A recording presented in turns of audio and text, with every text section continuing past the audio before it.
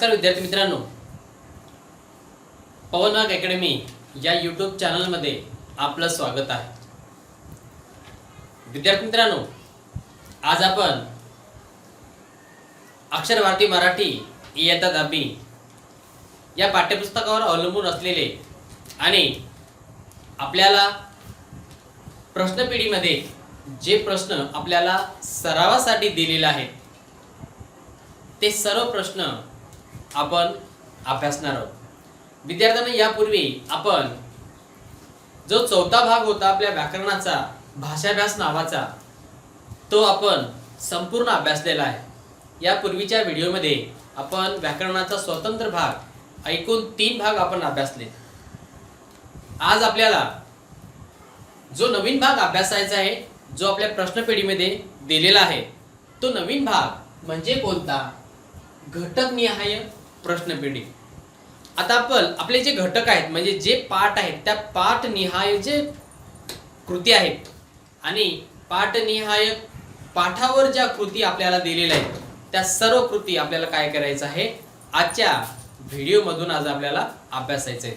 विद्यार्थ्यांनो बघा, आज आपल्याला जो शाल नावाचा पाठ आहे, आपला शाल नावाच्या पाठावरती विभाग 1 गद्य यामध्ये कृती क्रमांक 1 जी कृती पहिली आहे, या कृतीमध्ये आपण बघा कृती क्रमांक 1 जो दिलेला आहे यामध्ये आपल्याला काय विचारलेलं आहे. कृती क्रमांक 1 आपण सुरुवातीला आपण काय करूया, कृती क्रमांक 1 जो दिलेला आहे, कृती क्रमांक 1 यामध्ये एकूण 7 गुणांसाठी आपल्याला प्रश्न विचारले जातात. या कृतीमध्ये 7 गुणांसाठी.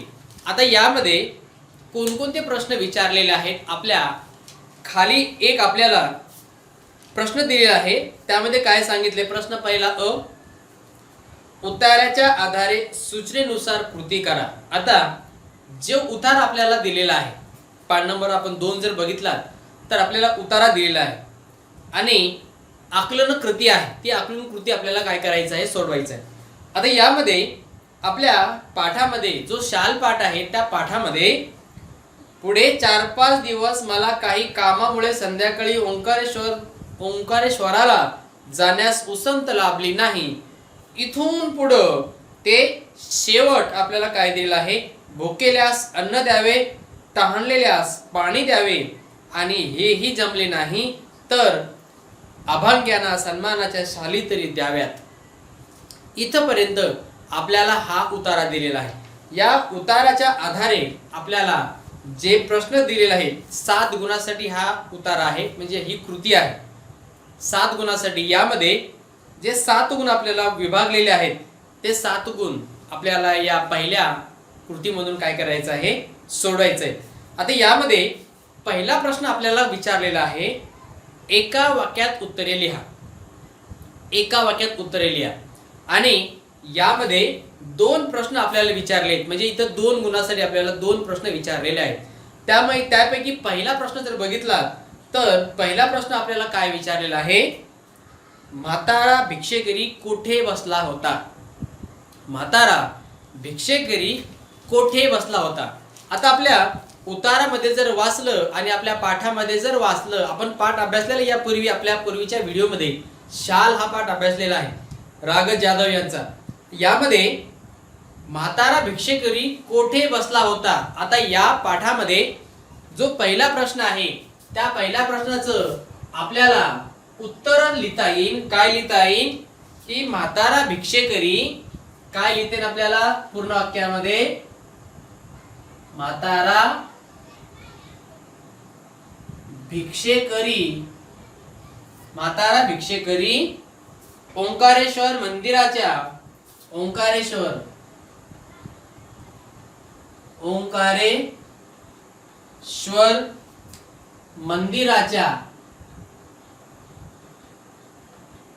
मंदिराच्या पुलाच्या जवळपास,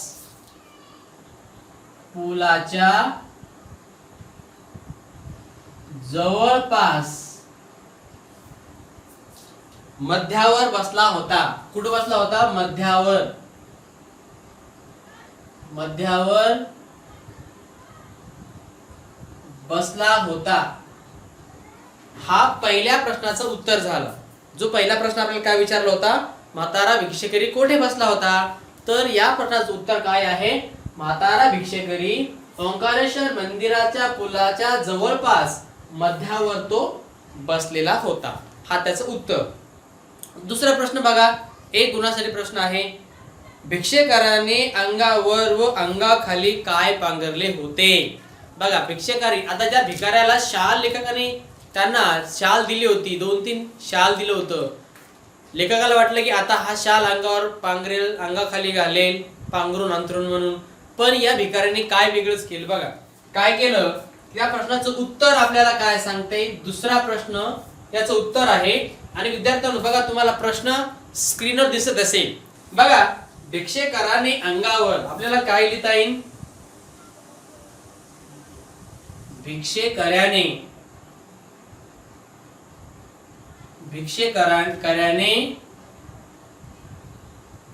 अंगावर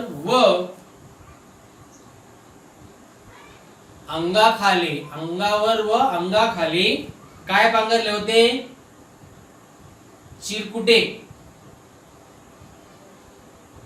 चिरकुटे पांघरले होते. चिरकुटे पांघरले होते. हा झाला दुसऱ्या प्रश्नाचा उत्तर. दुसऱ्या प्रश्नाचा, पहिल्या प्रश्नाचं या ठिकाणी लिहिलं आपण. दुसऱ्या प्रश्नाचा, भिक्षेकराने अंगावर अंगाखाली काय पांघरलं होतं? त्याने चिरकुटे पांघरले होते. हा त्याचा दुसरा. आता बघा, समोर आपल्याला 2 गुणासाठी जी कृती आपल्याला विचारलेली आहे, यामध्ये 2 गुण आपण बघितले. 2 गुण आपण काय केले या ठिकाणी बघितलेले. त्यानंतर 2 गुणासाठी जो दुसरी कृती आहे, ती दुसरी कृती आपल्याला काय विचारलेली आहे? तर आकृतिबंध पूर्ण करा. यामध्ये त्याने काय सांगितले की शाली विकल्यावर भिक्षेकरांनी व्यक्त केलेल्या भावना. आता या ठिकाणी तिसरा जो उत्तर आहे, तिसरा, यामध्ये आपल्याला काय सांगता येईल? शाली विकल्यावर. मी बघा, कृतीच्या जसं कृती दिली त्याच पद्धतीने मी लिहिणार आहे. काय दिले आपल्याला, मी थोडंसं खाली लिहितो जेणेकरून आपल्याला व्यवस्थित लिहिता येईल. शाली विकल्यावर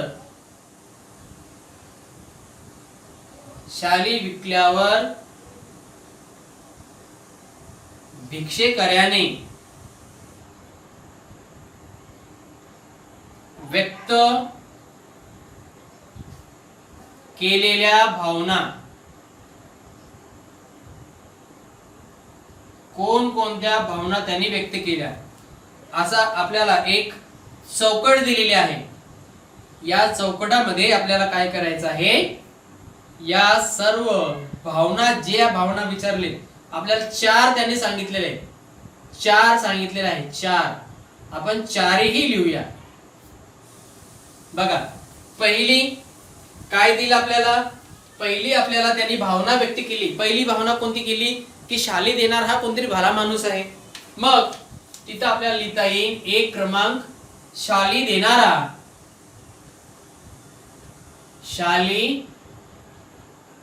देणारा भला माणूस आहे. भला माणूस आहे, ही एक भावना. दुसरी भावना काय दिली? माझ्यासारख्या भिकाऱ्याला शाली शोभत नाही. काय दिली त्यांनी? माझ्या सारख्या भिकाऱ्याला शाली शोभत नाही.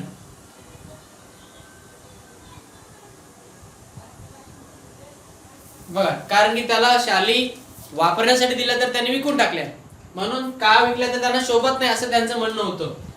तिसरं काय? तिसरी भावना होती की शालीच्या शोभेपेक्षा पोटाची आग फार वाईट असते साहेब, असं म्हणलं त्यांनी.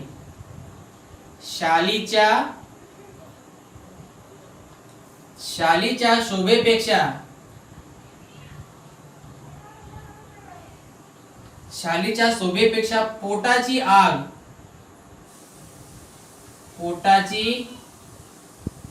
आग फार वाईट असते, फार वाईट असते, अशी भिक्षेकऱ्याची काय होती, भावना होती.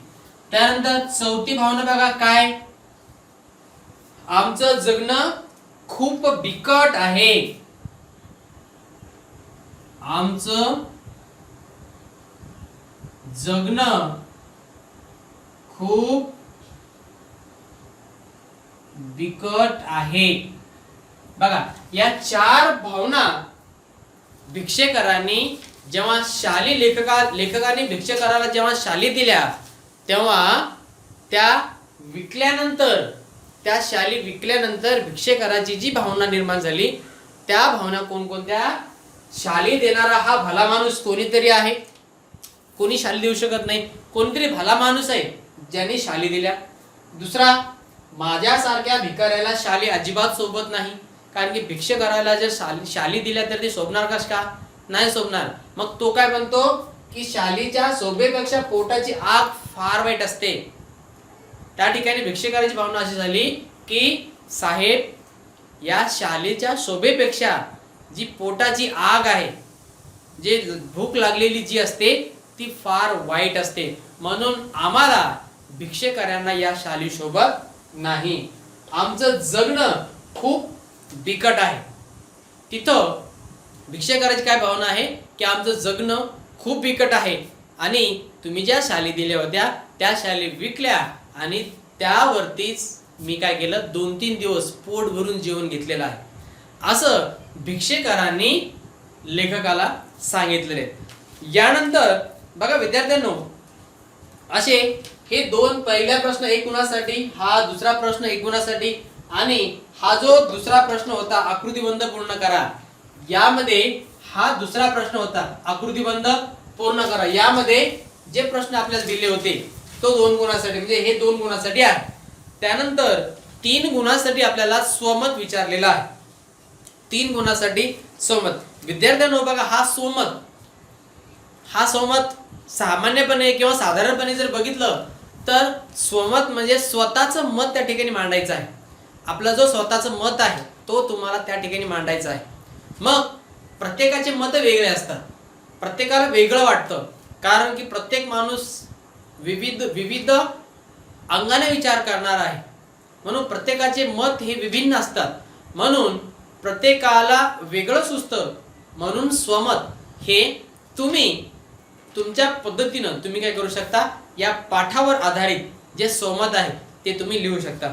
तरीही मी माझ्या मतानुसार मला काय वाटतं या मतानुसार मी माझं मत त्या ठिकाणी मांडलेलं आहे.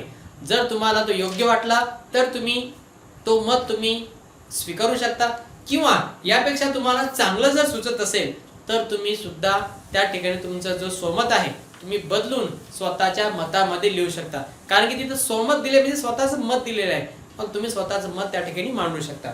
आता हा जो स्वमत आहे, प्रश्न काय विचारलेला आहे, पांघरण्यासाठी दिलेल्या शाली भिक्षेकराने वाटल्या. बघा, पांघरण्यासाठी दिलेल्या शाली भिक्षेकऱ्याने विकल्या, त्याची ही कृती तुम्हास योग्य वाटते की अयोग्य हे सकारण लिहा. आता विद्यार्थ्यांनो, या प्रश्नाचं उत्तर थोडंसं मोठं असल्या कारणाने मी ते प्रश्न तुम्हाला बोर्डवर मी लिहून दाखवणार नाही. ते प्रश्नाचं उत्तर मी माझं मत काय आहे, माझं मत तुम्हाला वाचून दाखवणार आहे आणि तोच मत तुम्हाला स्क्रीनवर सुद्धा दिसत असेल. तो स्क्रीनवर तुम्हाला तो जो मत मी या प्रश्नाविषयी माझं जो मत आहे तो मत मांडणार आहे आणि तेच तुम्हाला स्क्रीनवर दिसत असेल. बघा, प्रश्न आपल्याला काय दिलं होतं, पांघरण्यासाठी दिलेल्या शाली भिक्षेकरांनी विकल्या, त्याची कृती तुम्हास योग्य वाटते की अयोग्य हे सकारण लिहा. आता याचं उत्तर जर बघितलं तर उत्तर आपल्याला काय सांगता येईल, तर उत्तर सांगता येईल, लेखकाने एक म्हातारा भिक्षेकरी ओंकारेश्वर मंदिराच्या पुलावर थंडीने कुडकुडताना पाहिला. लेखकाच्या मनामध्ये दया, करुणा, प्रेम जागृत झाली आणि त्यांनी त्यांच्या जवळ असलेल्या शाली भिक्षेकऱ्याला दिला. बघा, त्याच्याजवळ असणाऱ्या ज्या शाली होत्या त्या शाली भिक्षेकऱ्याला दिल्या. 4-5 दिवसांनी लेखकाला कळाले की भिक्षेकरांनी त्या ज्या शाली आहेत त्या शाली विकल्या व 2 दिवस त्या शालीवरती पोटभर जेवून घेतलं. पोटभर जेवून घेतल्यानंतर तेव्हा लेखकाला वाटलं की या शालीपेक्षा पोटाची आग, या शालीच्या शोभेपेक्षा पोटाची जी आग आहे ती फार वाईट आहे, या त्याच्या म्हणण्यात म्हणजे त्या भिक्षेकराच्या म्हणण्यामध्ये तथ्य होते. म्हणून भिक्षेकराच्या अंगावर शाल पाहून त्याला कुणीही भिक्षा दिली नसती, त्यामुळे त्याला अन्न सुद्धा मिळाले नसते. म्हणून मला ही जी कृती आहे ही कृती योग्य वाटते. बघा, अशा पद्धतीनं मी माझं सोमत त्या ठिकाणी मांडलेलं आहे. तुम्ही तुमच्या पद्धतीने तुमचा सोमत काय करू शकता, मांडू शकता आणि माझ्या मताने सुद्धा तुम्ही सहमत होऊन सुद्धा तुम्ही लिहू शकता. तर विद्यार्थ्यांनो, या ठिकाणी ही जी पहिली कृती होती ही पहिली कृती आपण या ठिकाणी पाहिलेली आहे. यानंतर आपल्याला काय करायचं आहे, जी शाल या पाठावर जी दुसरी कृती आपल्याला दिलेली आहे ती दुसरी कृती आपल्याला अभ्यासायची आहे. बघा, कृती क्रमांक 2 जी दुसरी कृती आहे ती दुसरी कृती आपल्याला काय करायचं आहे, अभ्यासायचं आहे. आता दुसऱ्या कृतीमध्ये आपल्याला काय दिलेलं आहे ती सुद्धा आपल्याला जी कृती आहे, आता त्या उतारा जो आहे तो उतारा कुठून आहे बघा. एकदा मी पु ल देशपांडे यांच्याकडे काही एक निमित्ताने गेलो होतो. काम झाल्यावर मी निघण्याच्या बेतात होतो. तेवढ्यात सुनीताबाईंनी मला थांबवले व विचारले, तुम्हा शाल दिली तर चालेल का? इथून सुरुवात आहे या उतार्याची. आणि शेवट बघा, शेवट काय दिले, शेवटचा परिच्छेद मी वाचतो. कविवर्य नारायण सुर्वे खूप सभा संमेलने गाजवत, पुढे ते साहित्य संमेलनाचे अध्यक्षही झाले. परिणामतः त्यांच्या कार्यक्रमांना अहोरात्र भरतीच असे. प्रत्येक कार्यक्रमात सन्मानाची शाल व श्रीफळ त्यांना मिळत राही. एकदा ते मला म्हणाले, या शाली घेऊन मी आता शालीन बनू लागलो आहे. इथपर्यंत हा उतार आहे. आता या उतारावरती जे आपल्याला प्रश्न दिलेला आहे आणि या उतार्यावर आपल्याला एकूण 7 गुणांसाठी प्रश्न विचारतात. आता यामध्ये जो पहिला प्रश्न आहे तो पहिला प्रश्न काय दिले, उतार्याच्या आधारे सूचनेनुसार कृती करा. पहिला चौकटी पूर्ण करा. आता चौकटी पूर्ण करा यामध्ये पहिला प्रश्न आपल्याला काय दिलेला आहे, प्रत्येक कार्यक्रमास सन्मान म्हणून दिले जाते. प्रत्येक कार्यक्रमास सन्मान म्हणून दिले जाते. काय दिले जाते, तर ते दिले जाते शाल व श्रीफळ. काय दिलं जातं, शाल व श्रीफळ हे सन्मानाने दिलं जातं. सन्मान म्हणून हे शाल व श्रीफळ त्या ठिकाणी दिले जाते सन्मान करत असताना. दुसरा प्रश्न काय दिले आपल्याला 1 गुणासाठी, लेखक वाईला येथे राहत असत.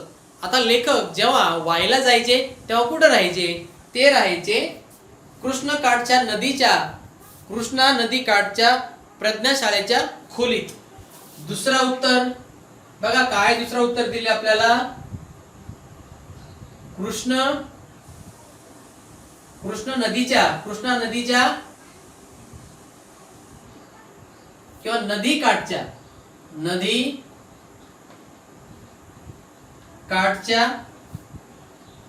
प्रज्ञा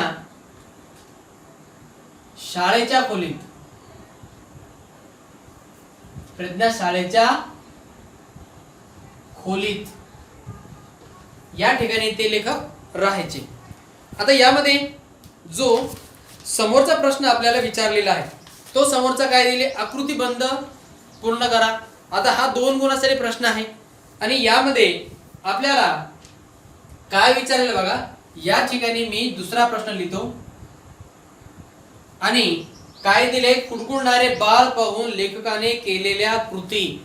जो कुडकुडणारा बाळ होतं, जिथं एक बाई जिथं धुणे धुत होती आणि थंडीमुळे जो बाळ कुडकुडत होतं आणि हे लेखकाने शाळेतल्या खिडकीतून जेव्हा बघितलं, लेखकाने खिडकीतून बघितल्यानंतर त्याच्या भावना काय झाल्या आणि त्यांनी काय कृती केली, त्या सर्व कृती आपल्याला काय करायचे, 4 कृती म्हणजे 4 ज्या त्यांनी कृती केल्या त्या 4 कृती आपल्याला लिहायची. बघा या ठिकाणी काय दिलेलं आहे, कुडकुडणारे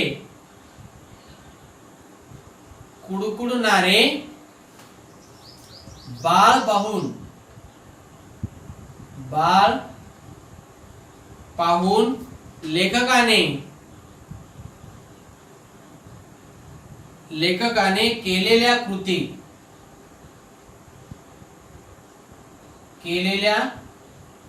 आता कोणत्या कृती केल्या लेखकाने हे आपल्याला यामध्ये लिहायचे आहे.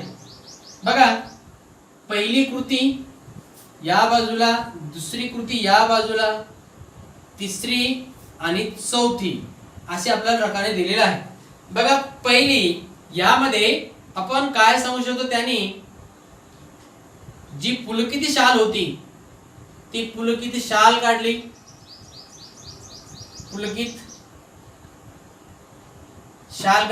आता पुलकित शाल म्हणजे पु ल देशपांडेने दिलेली जी शाल होती ती पुलकित शाल त्यांनी काढली. त्यानंतर बघा दुसरा आहे की 50 रुपयांच्या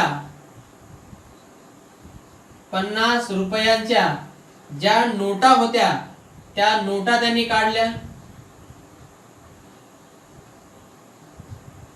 50 रुपयाच्या ज्या नोटा होत्या त्या सर्व नोटा त्यांनी काढल्या. त्यानंतर त्या बाईला त्यांनी हाक दिली, बाईला हाक मारली आणि सांगितलं की बाई अगोदर त्या बाळाकडे बघा. आणि काय दिलं त्या ठिकाणी जी दुसरी 2 क्रमांक आपण थोडस बाजूला लिहूया. इथं काय लिहितं आपल्याला, त्यांनी खिडकीतून ते सर्व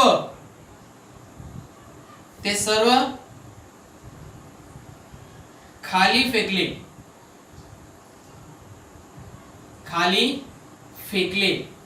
बघा जे त्यांच्याकडे पैसे वगैरे जे होते ते सर्व पैसे त्यांनी काय केलं, लेखकाने ते सर्व पैसे त्यांनी त्या खिडकीतून त्या बाईला आवाज दिलं आणि ते खिडकीतून पैसे ते खाली फेकून दिले. अशा प्रकारे जी कृती होती दुसरी कृती, ते दुसरी कृतीचं उत्तर आपण अशा प्रकारे काय करू शकतो, लिहू शकतो. यानंतर परत 3 गुणासाठी जी स्वमत आहे तो स्वमत आपल्याला या ठिकाणी विचारलेलं आहे. आता विद्यार्थ्यांनो यामध्ये जी स्वमत आपल्याला सोडवायचं आहे अगदी सोपं स्वमत आहे. आणि यामध्ये आपल्याला काय दिले बघा, त्यांनी आपल्याला विचारलेलं आहे की जो प्रश्न आपल्याला त्यांनी विचारलेला आहे अगदी सोपा प्रश्न आहे आणि त्या स्वमतामध्ये आपण काय करू शकतो, तो प्रश्न आपण लिहू शकतो. बघा काय प्रश्न आहे, प्रश्न आपल्याला दिले, शालीमुळे शालीनता जाते, विधान स्पष्ट करा. शालीमुळे शालीनता जाते हे विधान आपल्याला काय करायचं आहे, स्पष्ट करायचं आहे. आता बघा आपल्याला काय सांगता येईल की शालीमुळे शालीनता जाते हे आपल्याला जर स्पष्ट करायचं असेल तर आपल्याला कसे स्पष्ट करता येईल, त्याचं जो स्वमत आहे मी लिहिण्याचा प्रयत्न केलेला आहे. बघा काय लिहिता येईल, शाल हे सन्मानाचे चिन्ह आहे. शालीनता हा सज्जन माणसाचा स्वभाव धर्म आहे. काय लिहिता येईल, शाल हे सन्मानाचे चिन्ह आहे आणि शालीनता हा सज्जन माणसाचा स्वभाव धर्म आहे. जी व्यक्ती मूलतः शालीन किंवा सालस असते तिला शाल अधिक शोभा देते. किंबहुना शालीन माणसाला सन्मान देणारा, बघा किंबहुना शालीन माणसाला सन्मान देणारा ठरतो. तर शालीमुळे शालीनता जाते. सन्मान करण्याच्या रूपाने आपण खरे तर एक शालीन जग गमावून बसण्याचा धोका खूप मोठा आहे. म्हणून लेखक म्हणतात की शालीमुळे शालीनता जाते. बघा, अशा पद्धतीनं आपल्याला या स्वमताचं जो मत आहे तो मत आपल्याला काय करता येईल, मांडता येते. तर विद्यार्थ्यांनो, यानंतर आपल्याला आपण जो शाल पाठ होता, शाल पाठावर जे 2 कृती दिल्या होत्या त्या दोन्ही कृती आपण पाहिलेल्या आहेत. आता यानंतर आपल्याला जो पाठ क्रमांक 4 आहे ज्याचं नाव उपास आहे, तो उपास, त्या उपासाचं आपल्याला उपास या पाठाचं ज्या कृती आहेत त्या कृती यानंतर आपण काय करणार आहोत, पाहणार आहोत. तर विद्यार्थ्यांनो बघा, आपल्याला आता दुसरा जो पाठ आहे, पाठ क्रमांक 4 उपास, या पाठावर जी आपल्याला कृती दिलेली आहे, उपास पु ल देशपांडे लिखित हा जो पाठ आहे, या पाठावर जी कृती पहिली आहे, या पहिल्या कृतीमध्ये आपल्याला जे प्रश्न विचारले त्या प्रश्नाचं आपल्याला उत्तर काय करायचं आहे, लिहायचं आहे. बघा, यामध्ये 7 गुणांसाठी प्रत्येक कृती असते हे आपल्याला माहित आहे. कृती क्रमांक 1 यामध्ये काय विचारले, उत्तराच्या आधारे सूचनेनुसार कृती करा. पहिला प्रश्न काय दिले, आकृती पूर्ण करा. जी आकृती दिली ती पूर्ण करा. त्यामध्ये प्रश्न काय दिले, लेखकाने उपोषण सुरू केल्यावर लोकांची ऐकू येणारी बोलणी. बघा, जेव्हा लेखकाने उपोषण चालू केलं उपास संदर्भामध्ये, तेव्हा लेखकाच्या कानावर ज्या गोष्टी ऐकू आल्या ते आपल्याला लिहायचं आहे. बघा, पहिलं याचं आपल्याला उत्तर काय लिहिता येईल, लेखकाची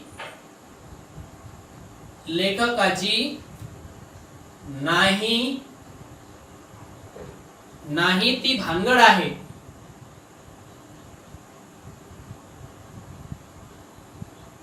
नाही ती भानगड आहे.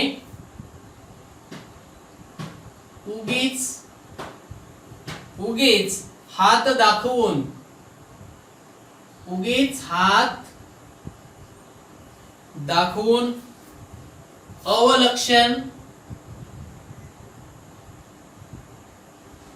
अवलक्षण आहे. आणि इथं पेललं नाही तेव्हा खाजगी झालं.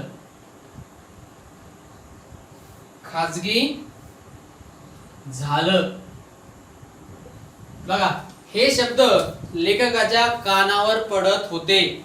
दुसरा बघा, जो दुसरा प्रश्न दिले, दुसरा प्रश्न काय दिले, चौकट पूर्ण करा.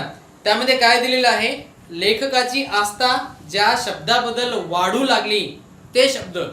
आज लेखकाची जी आस्था होती ती कोणते शब्द ऐकून, कोणत्या शब्दामुळं ती आस्था वाढू लागली.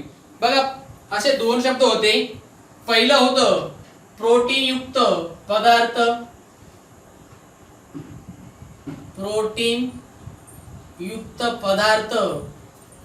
त्यानंतर चरबीयुक्त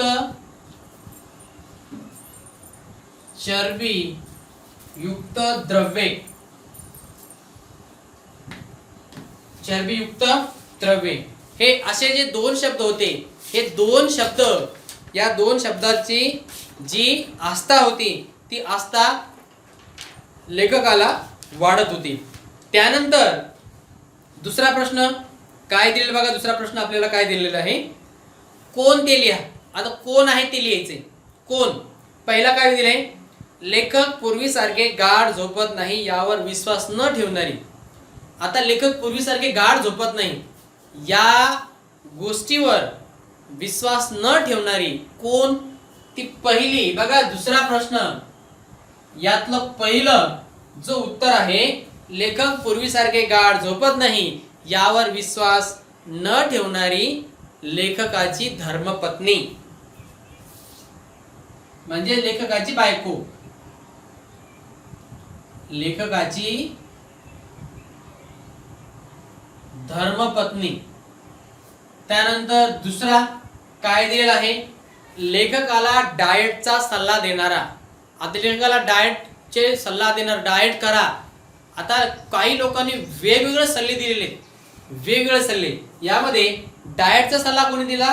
त्याने दिलं होतं सोकाजी त्रिलोकेकर. कोणी दिलं होतं? सोकाजी त्रिलोकेकर.